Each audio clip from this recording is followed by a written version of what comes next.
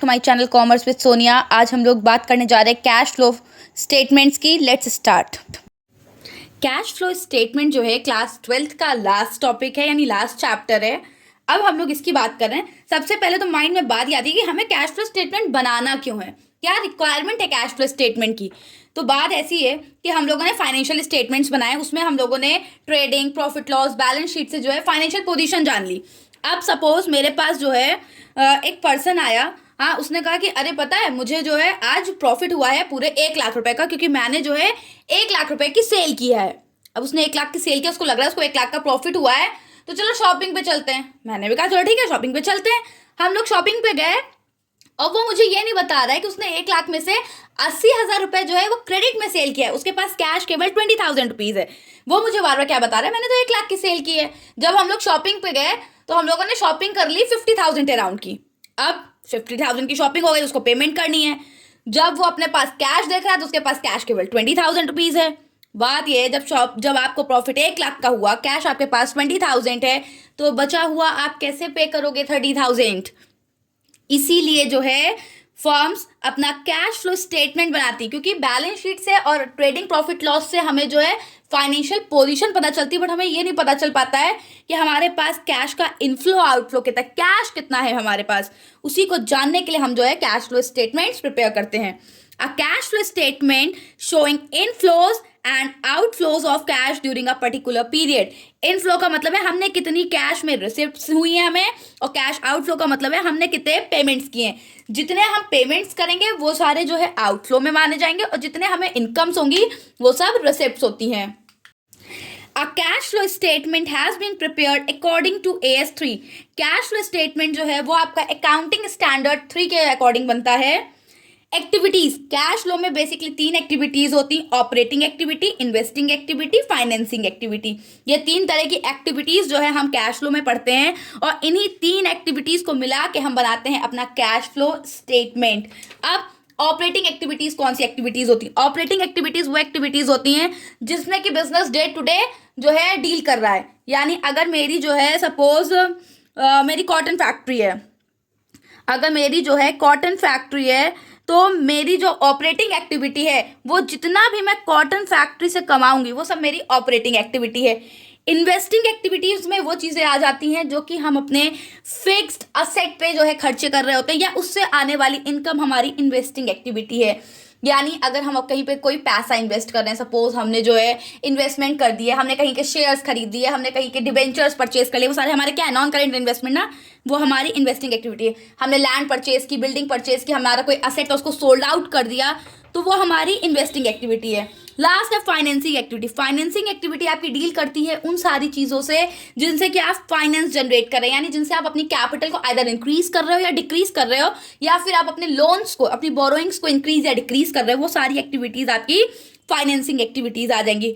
और सारी ही एक्टिविटीज़ में जो है 2 चीज़ें होंगी, एक होगा आपका इनफ्लो यानी पैसा आएगा, और एक होगा आपका आउटफ्लो। आउटफ्लो यानी पैसा आपके पास से जा रहा है। अब ये तो हो गया बेस, मतलब मोटा मोटा हम लोगों ने पढ़ लिया कि 3 तरह की एक्टिविटीज हैं। अब हम जब बैलेंस शीट देखते हैं तो इन 3 एक्टिविटीज के अलावा भी हमें कुछ चीजें नजर आती हैं जिन्हें कि हमने जो है नेम दे रखा है कैश एंड कैश इक्विवेलेंट्स। यानी वो चीजें या तो कैश के फॉर्म में या कैश इक्विवेलेंट, यानी एग्जैक्टली जो है कैश के फॉर्म में नहीं है, बट हम उन्हें बहुत क्विकली जो है कैश में कन्वर्ट कर सकते हैं। कौन कौन सी चीजें हैं? कैश इन हैंड, हमारे पास जो कैश है, कैश एट बैंक, हमारे बैंक में जो कैश रखा है। करेंट इन्वेस्टमेंट, करेंट इन्वेस्टमेंट मतलब हमारे जो शॉर्ट टर्म इन्वेस्टमेंट है जो कि विद इन 3 मंथ्स जो है कैश में कन्वर्ट हो जाएंगे। हमारे शॉर्ट टर्म इन्वेस्टमेंट्स या मार्केटेबल सिक्योरिटीज जो है हमारी, चेक्स और ड्राफ्ट ऑन हैंड, ये जितनी हमारी 5 थिंग्स हैं ये हमारे आते हैं कैश एंड कैश इक्विवेलेंट। और जो हमारे कैश एंड कैश इक्विवेलेंट होते हैं वो ऑपरेटिंग, इन्वेस्टिंग, फाइनेंसिंग, इन तीनों एक्टिविटीज में कहीं भी नहीं दिखे जाते हैं, उनको हम अलग से कैश फ्लो स्टेटमेंट में शो करेंगे। इट मीन्स कोई भी इन 5 में से कोई भी चीज अगर आपको बैलेंस शीट में शो हो रही है, ना ही आप उसे ऑपरेटिंग में लिखेंगे, ना ही इन्वेस्टिंग में, और ना ही फाइनेंसिंग में। एक एक करके हम लोग तीनों एक्टिविटीज को पढ़ेंगे। आज हम पढ़ने जा रहे हैं cash flow from operating activity. Operating activity से हमारा कैश कैसे फ्लो होता है। Operating activities are the main revenue generating activities of the enterprise. किसी भी इंटरप्राइज की जो मेन रेवेन्यू जनरेटिंग एक्टिविटी है उसी को हम जो है ऑपरेटिंग एक्टिविटी कहते हैं।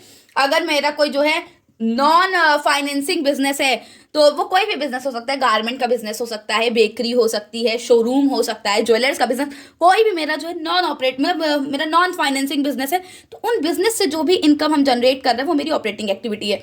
बट अगर मेरा जो है फाइनेंसिंग बिजनेस है, financing business in the sense मेरा बैंक है, कोई भी बैंक हो सकता है आपकी, सपोज आईसीआईसीआई बैंक है, एचडीएफसी है, बीओबी है, कोई भी बैंक है, अगर वो कोई एक्टिविटी कर रही तो उसमें जो है आपकी जो एक्टिविटीज उनसे रिलेटेड है वो आपकी ऑपरेटिंग होगी। सपोज अगर ऐसे मैं कहूँ कि मैंने इंटरेस्ट पे किया है, तो इंटरेस्ट पे किया है तो वो मेरे लिए हो गई फाइनेंसिंग एक्टिविटी, अगर मैं एक गारमेंट स्टोर है मेरा तो।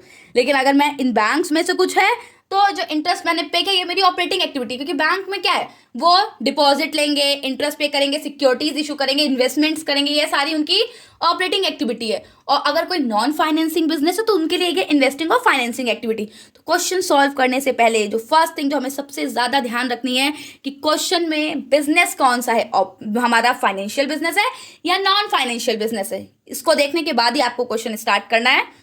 तो ऑपरेटिंग एक्टिविटीज में कैश इनफ्लोज और कैश आउटफ्लोज दो चीजें होती हैं। अभी हम कंप्लीट नहीं पढ़ने जा रहे हैं कैश फ्लो स्टेटमेंट, पहले हम देख लेते हैं कि ऑपरेटिंग एक्टिविटी से हम कैसे कैश फ्लो कैलकुलेट करते हैं। इसके लिए हमें क्या क्या रिक्वायरमेंट्स हैं। सबसे पहले हमें चाहिए होगा नेट प्रॉफिट बिफोर टैक्स। हमारे पास जो है जो भी नेट प्रॉफिट बिफोर टैक्स होगा हम उसे लिख लेंगे। उसके बाद हमें उसमें करना होगा adjustment of non cash and non operating items. जो भी हमारे नॉन कैश आइटम्स है फिर चाहे वो हमारे ऑपरेटिंग एक्टिविटी से हो या ऑपरेटिंग एक्टिविटी के बाहर के हों, अगर हमारे नॉन कैश आइटम्स है या नॉन ऑपरेटिंग आइटम्स। अब नॉन ऑपरेटिंग आइटम्स कौन से हैं? वो आइटम्स जो कि हमारे डे टू डे बिजनेस में नहीं आ रहे हैं। सपोज अगर मैंने जो है कोई भी असेट सोल्ड किया था और उससे मुझे प्रॉफिट हुआ है, असेट बेचा है उससे प्रॉफिट हुआ है, वो मेरा नॉन ऑपरेटिंग जो है इनकम हो गई है। अगर कोई नॉन ऑपरेटिंग इनकम है तो उसे हम जो है क्या कर देंगे, लेस कर देंगे हम सारी नॉन ऑपरेटिंग इनकम्स को, और हम ऐड कर देंगे सारे नॉन ऑपरेटिंग एक्सपेंसेस को, प्लस कोई नॉन कैश एक्सपेंस है। सपोज हमारे डेप्रिसिएशन हमारा है तो जो है नॉन कैश, क्यों? क्योंकि हम क्या करते हैं सीधे जो है उस अमाउंट को नहीं ट्रांसफर करते, सिर्फ एक अपनी बैलेंस शीट में शो कर देते हैं, वो हमारा नॉन कैश है। अमोर्टाइजेशन हो गया हमारा, और कोई जो है आपका ऐसा ही नॉन कैश ट्रांजेक्शन है तो उसे हम क्या कर देंगे, ऐड और लेस कर देंगे। अगर वो एडेड था तो उसे लेस कर देंगे, और पहले से ही लेस था तो हम उसे ऐड कर देंगे। तो ये सारे वर्क्स करने के बाद जो है हमें मिलेगा जाके operating profit before working capital changes. अब यहाँ पे जो हमारा आंसर आएगा वो आएगा operating profit before working capital changes. Working capital में आते हैं हमारे करंट असेट और करंट लाइबिलिटीज। अब उसमें क्या करना है, अगर कोई भी डिक्रीज हुआ है करंट असेट में या इंक्रीज हुआ है करंट लाइबिलिटी में तो उसे हम ऐड कर देंगे। यानी decrease in current asset and increase in current liabilities है तो उन्हें हम ऐड कर देंगे, और अगर इंक्रीज इन करंट असेट और डिक्रीज इन करंट लाइबिलिटी है तो उसे हम लेस कर देंगे। इस ओवरऑल वर्क को करने के बाद हमें जो अमाउंट रिसीव होगा उसे हम कहेंगे कैश जनरेटेड फ्रॉम ऑपरेशंस, उन्हें हम कहेंगे कैश जनरेटेड फ्रॉम ऑपरेशंस। और ये हमारा फाइनल आंसर नहीं है, इसके बाद हम क्या करेंगे, हम लेस करेंगे इनकम टैक्स। कौन सा income tax? Income tax paid, जिसमें कि हम लेस कर देंगे रिफंड। अगर हमें कोई रिफंड हुआ है तो हम उसे भी लेस कर देंगे। इनकम टैक्स जो भी हमने पे किया है वो यहाँ पे लेस करेंगे। और एक चीज और याद रखिएगा, लेस करने वाले आइटम्स को आपको ब्रैकेट में लिखना है, और आप चाहें तो आप एक नोट भी लिख सकते हैं, ब्रैकेट डिनोट्स माइनस आइटम्स। ये जो है आपको आप एक तरह से क्लैरिफाई कर रहे हैं कि जो ब्रैकेट है हमारा वो डिनोट कर रहा है हमारे माइनस आइटम्स को। लास्ट में हमें एडजस्ट करने होते हैं हमारे एक्स्ट्रा ऑर्डिनरी आइटम्स। हमारे जो भी एक्स्ट्रा ऑर्डिनरी आइटम्स है हमें उन्हें एडजस्ट करना होगा। अब एक्स्ट्रा ऑर्डिनरी आइटम्स को कैसे हम जो है डील करेंगे, हम क्या करेंगे, ऐड कर देंगे हमारी जितनी भी एक्स्ट्रा ऑर्डिनरी इनकम्स है और लेस कर देंगे हमारे एक्स्ट्रा ऑर्डिनरी एक्सपेंसेस को, तो हमें मिल जाएगा net cash flow from operating activity. अगर ये आंसर प्लस में आ रहा है तो हमारा कैश इनफ्लो है, और अगर आंसर माइनस में आ रहा है तो वो हमारा कैश आउटफ्लो है। ये तो बात हुई कि हम कैसे cash flow from operating activity calculate करेंगे। अब जो एक सबसे इंपॉर्टेंट चीज है कि हमें cash flow from operating activity के लिए चाहिए होता है नेट प्रॉफिट बिफोर टैक्स। हमें कौन सा प्रॉफिट चाहिए, net profit before tax. But question में गिवन है नेट प्रॉफिट आफ्टर टैक्स, तो अब हम आफ्टर टैक्स वाले प्रॉफिट को बिफोर टैक्स कैसे बनाएंगे, let's see. Net profit before tax calculate करने के लिए सबसे पहले हमें चाहिए होगा net profit of current year. अब करंट ईयर का प्रॉफिट आप कैसे लेंगे, करंट ईयर का प्रॉफिट आपको मिलेगा current year minus previous year. Current year में से प्रीवियस ईयर का अमाउंट आप माइनस कर देंगे, जो भी हमारे पास यहाँ पे अमाउंट आएगा वो हमारा हो जाएगा net profit of current year. इसमें हम वो सारी चीज़ें ऐड कर देंगे जो कि हमने जो है ऑलरेडी इसमें से माइनस कर रखी हैं, और जो कि जो है ऑपरेटिंग एक्टिविटीज़ के बाद हमने कर रखा है, क्योंकि हमें नेट प्रॉफिट चाहिए बिफोर टैक्स वाला। तो हम इसमें ट्रांसफर अगर हमने कोई भी कर रखा है रिजर्व में तो उसे ऐड बैक कर देंगे। Propose dividend of previous year, हमारे पिछले साल का जो भी प्रपोज डिविडेंड, क्योंकि हम ये मानते हैं कि प्रपोज डिविडेंड जो ये वो डिविडेंड होता है कि पिछले साल प्रॉमिस किया गया है कि वो पे किया जाएगा, वो इस साल पेमेंट हुआ है, तो लास्ट ईयर यानी प्रीवियस ईयर के प्रपोज डिविडेंड को ऐड कर देंगे। Interim dividend of current year, interim dividend मतलब होता है वो डिविडेंड जो कि इस साल के बीच में ही जो है पे कर दिया गया है शेयर होल्डर्स को, उसे हम कहते हैं इंटरिम डिविडेंड। तो हम ऐड बैक कर देंगे interim dividend of current year. अगर हमें propose dividend of current year given है तो हम उसे इग्नोर कर देंगे। देन ऐड करना provision for tax made during current year, वो प्रोविजन टैक्स का जो कि इस साल के लिए बनाया गया है उसे हम जो है ऐड कर देंगे, क्योंकि हमने अकाउंटिंग प्रिंसिपल्स में एक चीज़ पढ़ी है कि हम इस साल की बुक्स में सिर्फ इस साल की चीज़ें रिकॉर्ड करेंगे, और अगर प्रोविजन इस साल बनाया गया है टैक्स का तो इसका पेमेंट तो नेक्स्ट ईयर होगा, इसलिए ये इस साल का नहीं है, इस वजह से हम इसे इसमें ऐड कर देंगे। लेस कर देंगे कोई भी अगर टैक्स रिफंड है, क्यों लेस करेंगे, क्योंकि ये रिफंड हमें पिछले साल का मिला है तो वो इस साल का नहीं, इसलिए उसको रिफंड कर देंगे। लेस कर देंगे extraordinary item which are creditor, अगर कोई एक्स्ट्रा ऑर्डिनरी आइटम क्रेडिट हुआ था तो उसे हम जो है लेस कर देंगे, और ऐड कर देंगे कोई भी अगर एक्स्ट्रा ऑर्डिनरी आइटम डेबिट था, यानी अगर कोई भी इनकम इसमें ऐड की गई थी एक्स्ट्रा ऑर्डिनरी तो उसे माइनस कर देंगे, और कोई भी एक्स्ट्रा ऑर्डिनरी एक्सपेंस अगर किया गया था तो उसे हम ऐड बैक कर देंगे।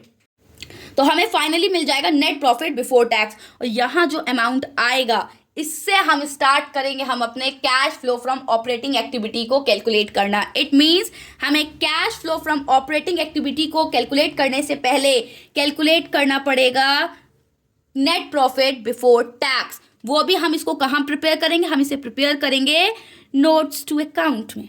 ये कहाँ पूरा बनाया जाएगा, ये पूरा प्रिपेयर किया जाएगा नोट्स टू अकाउंट में। ये था आपका cash flow from operating activity. Next video में हम बात करेंगे cash flow from investing activity and cash flow from financing activity. हम लोग बात करेंगे cash flow from investing activity की, यानी इन्वेस्टिंग एक्टिविटी से हम जो है कैसे हमारे पास कैश का इनफ्लो और कैश का आउटफ्लो होता है। इन्वेस्टिंग एक्टिविटी, देखिए वर्ड इन्वेस्टिंग ही हमें समझ में आ रहा है कि ये जो है कुछ इन्वेस्टमेंट से रिलेटेड है। तो इन्वेस्टिंग एक्टिविटी में हम बात करते हैं कि हम बिजनेस में फिक्स्ड असेट में क्या चीज़ें जो है इन्वेस्ट कर रहे हैं या सोल्ड कर रहे हैं, या हम अपने कोई नॉन करेंट इन्वेस्टमेंट्स में क्या इन्वेस्ट कर रहे हैं या सोल्ड कर रहे हैं, उससे रिलेटेड जो भी एक्टिविटीज़ हैं वो सारी cash flow from investing activities में आती हैं।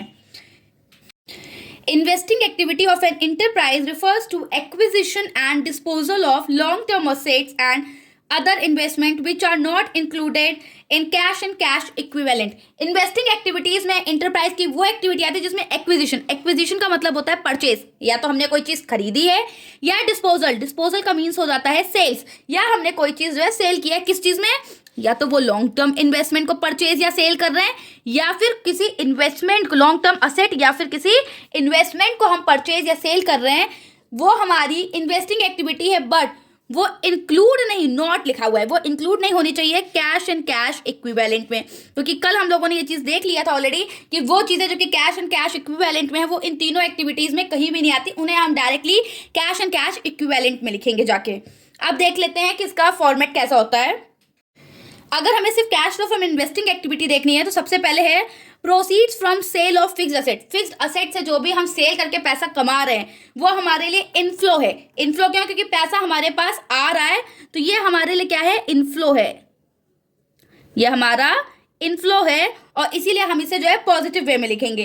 Payment for purchase of fixed asset, अब अगर हमने कोई फिक्स्ड असेट परचेज किया है तो पेमेंट हो रही है, यानी हमारे पास है आउटफ्लो है। आउटफ्लो यानी हमें उसे माइनस करना है, और माइनस जो है वो हम ब्रैकेट में शो करेंगे, आप चाहें तो लिख भी सकते हैं ब्रैकेट डिनोट्स माइनस, यानी जो भी चीज़ें माइनस में है वो हम ब्रैकेट में लिख देंगे। Proceeds from sale of non current investment, अगर हमारे पास कोई नॉन करेंट इन्वेस्टमेंट्स हैं तो उसे हम जो है उससे आने वाला पैसा इनफ्लो है। Payment for purchase of non current investments, अगर हमने कोई नॉन करेंट इन्वेस्टमेंट परचेज कर रखे तो हमारे पास से क्या होगा, कैश जाएगा तो माइनस हो जाएगा। इंटरेस्ट रिसीव्ड ऑन डिबेंचर्स, अगर कोई भी डिबेंचर्स हमने किसी और कंपनी के परचेज कर रखे और हमको उसमें से इंटरेस्ट रिसीव्ड हो रहा है तो वो हमारा क्या है, वो हमारा इनफ्लो है। इसी जगह पे हमें एक चीज़ ये याद रखनी कि अगर इंटरेस्ट पेड है या डिविडेंड पेड है तो ये दोनों चीज़ें हमारी जो है फाइनेंसिंग का पार्ट हो जाएंगी, ना कि इन्वेस्टिंग का। और इसी तरह अगर कोई फाइनेंशियल इंस्टीट्यूशन का हम जो है बुक्स प्रिपेयर कर रहे हैं और उसमें interest received, dividend received, interest paid और डिविडेंड पेड है, तो वो ऑपरेटिंग का पार्ट हो जाएगा, ना कि इन्वेस्टिंग और फाइनेंसिंग का। तो ये चीज़ हमें सबसे पहले देखनी है कि हम जो है किस इंटरप्राइज के लिए कैश फ्लो प्रिपेयर कर रहे हैं। सेकेंड चीज़ हमें ये देखनी है कि इंटरेस्ट रिसीव्ड है, डिविडेंड रिसीव्ड है या दोनों पेड है। उसके बाद हम टोटल प्लस माइनस करेंगे, हमें आ जाएगा नेट कैश इनफ्लो और यूज फ्रॉम इन्वेस्टिंग एक्टिविटी। अगर पॉजिटिव में आ रहा है तो इनफ्लो है, और इसी जगह अगर नेगेटिव में आंसर आएगा तो हम उसे कहेंगे net cash used from investing activity, मतलब कितना हमने यूज किया या आउटफ्लो किया है। थोड़ा सा और इजीली इसको समझने के लिए क्वेश्चन देख लेते हैं। सपोज हमारे पास एक मशीनरी है जो कि 31 मार्च 2019 में उसकी वैल्यू 6 लाख है और 20 में उसकी वैल्यू 7,50,000 हो जाती है। हमें एडिशनल इन्फॉर्मेशन गिवन है कि building costing 1 lakh on which 30,000 has accumulated as depreciation was sold for 60,000। 1 lakh की एक मशीन है जिसमें कि 30,000 रुपए जो है डेप्रिसिएशन लगा है, वो बेची जा रही है 60,000 के लिए। उसके बाद जो है हम देख रहे हैं कि डेप्रिसिएशन चार्ज ऑन बिल्डिंग नहीं, यहाँ मशीनरी होगा। Depreciation charge on machinery for year ended 31/3/2000 50,000। तो मशीनरी पे जो हम डेप्रिसिएशन चार्ज करें पूरे साल के लिए वो 50,000 है। अगर यहाँ से ही हम देखें तो हमें क्या दिख रहा है कि पहले 6 लाख की मशीन थी, अब 7,50,000 की मशीन, यानी क्या हमने 1.5 लाख की मशीन परचेज कर लिया है?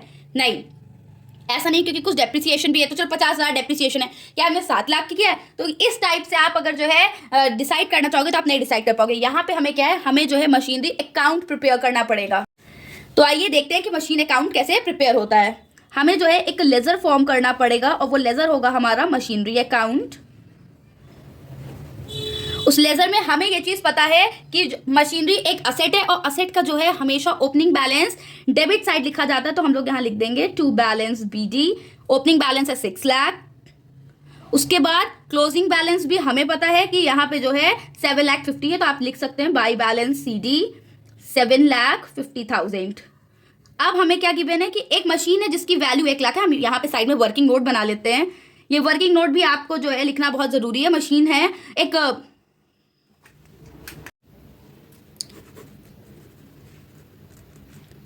एक मशीन है, उसकी जो वैल्यू है वो थी 1 लाख रुपीज। लेस कर देंगे हम उसमें से डेप्रिसिएशन। डेप्रिसिएशन है 30,000 का, यानी उस मशीन की जो वैल्यू थी वो थी 70,000। फिर हम लेस करेंगे उसमें से सेल वैल्यू। सेल वैल्यू उस मशीन की है 60,000, यानी जो 10,000 है वो हमें क्या हो गया है, वो हमें हो गया है लॉस। 10,000 का इस मशीन पे हमने जो है क्या किया है, लॉस किया है। अब मशीन बिकी है तो यहाँ आ जाएगा by bank account. By bank account machine गई 60,000 की, लॉस है तो by loss on sale. Loss on sale अभी हम लोगों ने यहाँ कैलकुलेट किया है 10,000। अब मशीन पे डेप्रिसिएशन है 50,000 का, तो बाई डेप्रिसिएशन अकाउंट 50,000। इतनी चीजें हमें इंफॉर्मेशन गिवन थी। अब हम क्या करना है, अब हम इसको बैलेंस कर लेंगे। 7,50,000 प्लस 50 8 लाख, 8,60,000, 8,70,000, ये हो जाएगा आपका 8,70,000। 8,70,000 डिफरेंस आ गया यहाँ पे 2,70,000 का। डिफरेंस कितना है, 2,70,000। अब ये जो 2,70,000 है ये क्या है, यहाँ पे जो इस अकाउंट में आपका बैलेंसिंग फिगर होगा वो लिखा जाएगा टू बैंक अकाउंट। लिखा जाएगा टू बैंक अकाउंट, यानी परचेजेस। हम ये मान रहे हैं कि ये जो 2,70,000 है ये परचेज किया है हमने मशीन इस साल में, इस पूरे साल में जो हमने मशीनरी परचेज की है उसकी वैल्यू है 2,70,000। अब हमें परचेज अमाउंट मिल गया, सेल अमाउंट मिल गया। हमें क्या निकालना पड़ेगा, cash flow from investing activity. Calculate कर लेते हैं। Net cash flow from investing activity हमारे पास है सेल्स ऑफ मशीनरी। मशीनरी से हमने कितना सेल किया था, 60,000, तो ये 60,000 हमारा पॉजिटिव में लिखा जाएगा। उसके बाद purchase of machinery, purchase of machinery था 2,70,000। जब भी हम कोई मशीन परचेज कर रहे हैं तो हमारे पास 60,000 में अगर हम 2,70,000 माइनस करेंगे तो आ जाएगा 2,10,000, वो भी नेगेटिव में, इसलिए हम लोगों ने जो है यहाँ ब्रैकेट लगा दिया है, बिकॉज ब्रैकेट डिनोट्स माइनस। ये चीज़ मैं बार बार बता रही हूँ कि आपको भी ब्रैकेट यूज़ करना है। तो ये आ जाएगा net cash used in investing activity. अब थोड़ा सा क्वेश्चन ट्विस्ट कैसे हो सकता है, क्वेश्चन को ट्विस्ट करने के लिए हो सकता है आपको ओपनिंग क्लोजिंग बैलेंस दे दे, परचेजेस का अमाउंट दे दें, और आपका जो डिफरेंस है वो क्रेडिट साइड आएगा। तो जो डिफरेंस होगा वो आएगा आपका सेल्स का। अगर सेल्स अमाउंट भी गिवन है तो डिप्रिसिएशन जो है आपका बैलेंसिंग फिगर हो जाएगा। आई होप कि आपको ये समझ में आया होगा। नेक्स्ट वीडियो में कैश फ्लो में ऑलरेडी हम लोग 2 एक्टिविटीज पे बात कर चुके हैं, ऑपरेटिंग और इन्वेस्टिंग। आज हम लोग कैश फ्लो की थर्ड एंड लास्ट बल्कि कहेंगे एक्टिविटी पे बात करेंगे, जो कि है cash flow from financing activity. यहाँ पे हम उन सारी एक्टिविटीज की जो है बात करते हैं जो कि बिजनेस में जो है या तो कैश इनफ्लो हो रहा होता है या आउटफ्लो हो रहा होता है, अगर हमारे कैपिटल में इंक्रीज हो रहा होता है इसकी वजह से, या फिर हमारी बोरोइंग्स में इंक्रीज और डिक्रीज हो रहा है।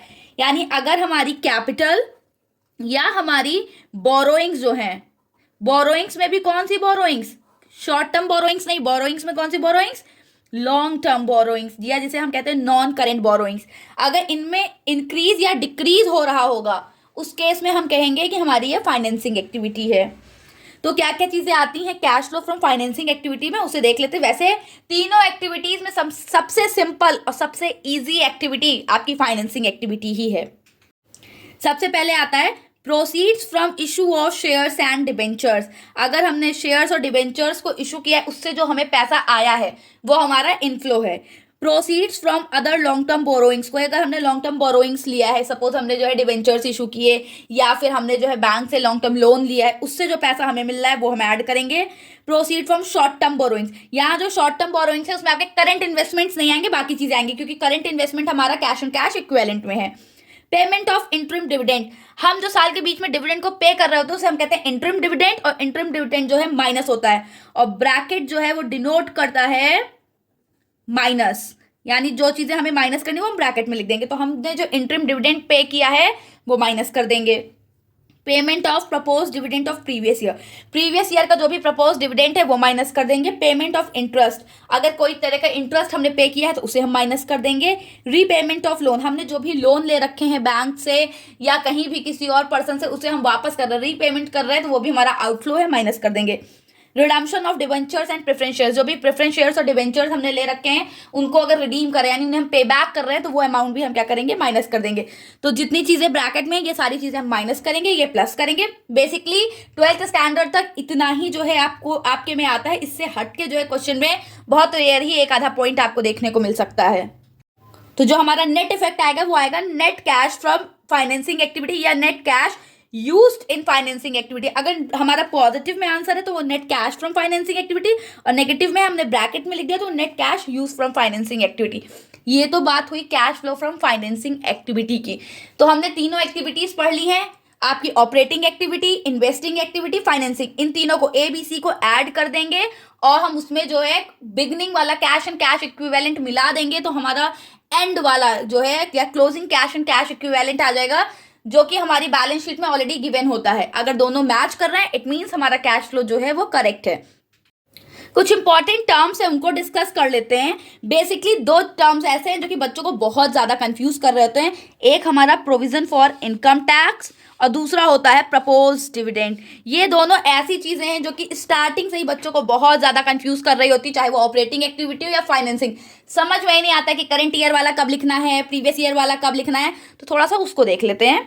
Provision for tax appearing on the liability side of a previous year, अगर हमारी प्रीवियस लाइबिलिटी साइड में प्रीवियस ईयर यानी पिछले साल जो है बैलेंस शीट में दिख रहा है, it will be treated as payment for tax during the year, it will be deducted while calculating cash flow from operating activity. हम क्या करेंगे, हमारे पास जो प्रोविजन फॉर इनकम टैक्स होगा जो कि प्रीवियस ईयर का होगा बैलेंस शीट में, भाई बैलेंस शीट में 2 इनकम टैक्स दिख रहे होंगे ना, करंट ईयर एक प्रीवियस ईयर, तो जो प्रीवियस ईयर का इनकम टैक्स है उसको हम क्या करेंगे, उसको हम डिडक्ट कर देंगे व्हाइल कैलकुलेटिंग ऑपरेटिंग एक्टिविटी, क्योंकि हम ये मान लेते हैं कि ये प्रीवियस ईयर का इनकम टैक्स है, प्रीवियस ईयर प्रपोज किया गया तो इस साल इसका हम पेमेंट कर रहे हैं, तो इस साल पेमेंट कर रहे हैं तो हमारी ऑपरेटिंग का पार्ट है, माइनस कर देंगे। Provision for tax appearing on the liability side of current year, अब प्रीवियस ईयर वाले को तो हमने ऑपरेटिंग में माइनस किया, करंट ईयर वाले को क्या करेंगे, will be added back to the profit because net profit before taxation is to be shown under the head cash flow from operating activity। इसको क्या कर देंगे, इसे हम add back कर देंगे। जब हम कैश फ्लो के लिए net profit before tax calculate कर रहे होते हैं तो हम क्या करते हैं, प्रोविजन फॉर टैक्स, जो हमारे करंट ईयर का प्रोविजन फॉर टैक्स होता है उसको ऐड बैक कर देंगे, और हमारा जो provision for tax previous year का होगा वो हम अपनी ऑपरेटिंग एक्टिविटी में डिडक्ट कर देते हैं। आई होप कि इनकम टैक्स का कॉन्सेप्ट आपको क्लियर हो रहा है।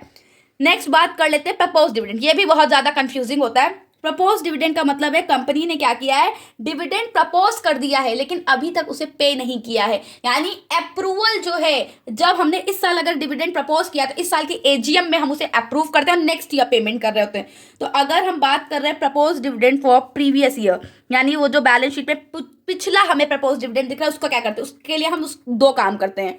क्या करेंगे, पहला, it will be added to net profit before net profit for determining the net profit before tax. हम इसको ऐड कर देंगे नेट प्रॉफिट में, जो भी प्रीवियस ईयर का प्रपोज डिविडेंड है हम उसे ऐड कर देंगे नेट प्रॉफिट में, डिटरमाइन करने के लिए नेट प्रॉफिट बिफोर टैक्स, हमारा जो भी नेट प्रॉफिट बिफोर टैक्स उसको कैलकुलेट करने के लिए। दूसरी चीज, it will be shown in financing activity. अब हमें पता है डिविडेंड हम किस में दे रहे होते हैं, डिविडेंड हम पे कर रहे होते हैं जब भी हम जो है कोई शेयर्स या preference shares, equity share issue किए होते हैं उनको हम डिविडेंड दे रहे हैं। अब शेयर इशू करना अभी हमने पढ़ा कि वो फाइनेंसिंग का पार्ट है, तो जो डिविडेंड दे रहे हैं वो भी फाइनेंसिंग का ही पार्ट है, आउटफ्लो होगा उसे हम ब्रैकेट में शो करेंगे।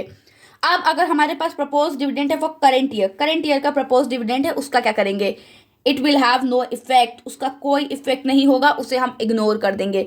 यानी प्रपोज डिविडेंड हमें सिर्फ प्रीवियस ईयर वाला देखना है, करंट ईयर वाला नहीं, और प्रोविजन फॉर टैक्स में हमें दोनों ईयर का जो है बराबर से देखना है। आई होप कि आपको यहाँ तक बहुत अच्छे से क्लियर होगा। वैसे तो cash flow from operating, investing, financing तीनों एक्टिविटीज जो है खत्म हो गई हैं, लेकिन मैं कोशिश करूंगी कि नेक्स्ट वीडियो में आपके लिए जो लेके आऊँ उसमें एक कंप्लीट क्वेश्चन कैश फ्लो का सॉल्व करके दिखाऊं कि कैसे operating, investing, financing, cash and cash equivalent पूरा जो है एक ही क्वेश्चन में सॉल्व किया जाता है। आई होप कि आपको वीडियो अच्छी लगी होगी। ऐसी और वीडियो के लिए मेरे चैनल को सब्सक्राइब करें। Thank you.